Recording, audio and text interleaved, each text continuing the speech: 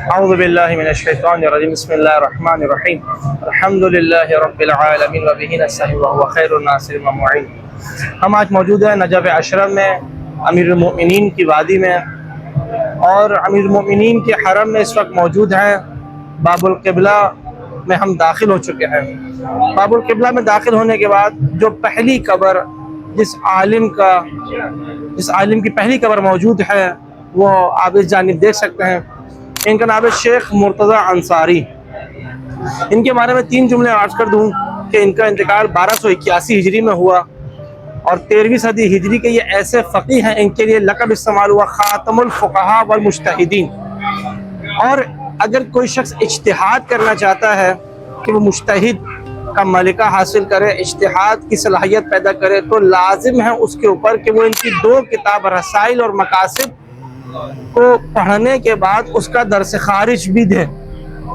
یہ ایک خوبصورتی ہے ان کی کہ اجتہاد کے اندر، اصول کے اندر، فقہ کے اندر انہوں نے جدید روش کی ابتدا کی، اور ان کے بعد آنے والے تمام علماء نے ان کو اپنے لیے خاتم الفقہاء کہا۔ بقول شہید مطہری کے کہ ہمارے پاس بات ان پہ آ کے شاید ختم ہو جاتی ہے، کیونکہ اس جیسا فقیہ، اس جیسا متقی، اس جیسا زہد و تقوی والا شخص اب تک 150 سال کی تاریخ میں اس وقت پیدا نہیں ہو سکا ہے۔ خوبصورتی یہ ہے کہ شیخ انصاری امیر المومنین کے جوار میں بہت عرصے تک رہے ہیں۔ ایک واقعہ جو بہت مشہور ہے شیخ عبد الرحیم کا، وہ کہتے ہیں کہ میں اپنی کچھ حاجتیں لے کر امیر المومنین کے حرم میں گیا، اور نجف، سامرہ، مولا عباس کے حرم میں، مولا حسین کے حرم میں گیا، مجھے میری حاجت قبول ہوتی ہوئی نہیں دکھی۔ میں نے وہاں پر دیکھا کہ ایک بچے کو لوگ جو ہے وہ تڑپ کر پکڑ رہے ہیں، تو میں نے اس سے پوچھا کہ بچے کو کیوں لوگ پکڑ رہے ہیں؟ تو لوگوں نے بولا کہ اس نے مولا عباس کی حرم سے نجات پائی ہے اور شفا پائی ہے۔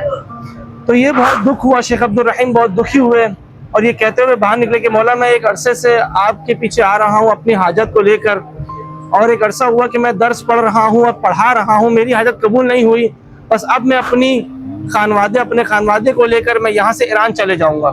کربلا سے یہ لفظ کہہ کہ وہ نجف میں آئے، تو کہتے ہیں کہ ایک شاگرد دوڑتا ہوا آیا شیخ عبد الرحیم کے پاس، کہا کہ شیخ عبد الرحیم تمہیں آغا انصاری پکار رہے ہیں۔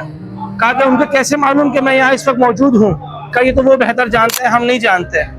جیسے ہی شیخ عبد الرحیم شیخ انصاری کی خدمت میں حاضر ہوئے، کہا تم کیا شکوہ شکایت کر رہے ہو؟ کہا تمہاری 2 حاجتیں ہیں، کہوں تمہیں بتا دوں یا کہوں تمہاری پوری کر دوں؟ کہا آپ کو کیسے معلوم؟ کہا تم جس کے در پہ شکایت کر کے آئے اس نے مجھ سے کہا تمہاری حاجتوں کو پورا کروں۔ بس یہ فقہاء وہ ہیں جو معصوم اور ہمارے درمیان ایک وسیلہ ہے ان تک پہنچنے کا۔ جب بھی آپ امیر المومنین کے دربار میں، امیر المومنین کے در پہ تشریف لے کے آئیں، سب سے پہلے اس عالم کی زیارت کریں۔ باب القبلہ میں دائیں بائیں جانب ان کی قبر ہے۔ والسلام علیکم ورحمۃ اللہ۔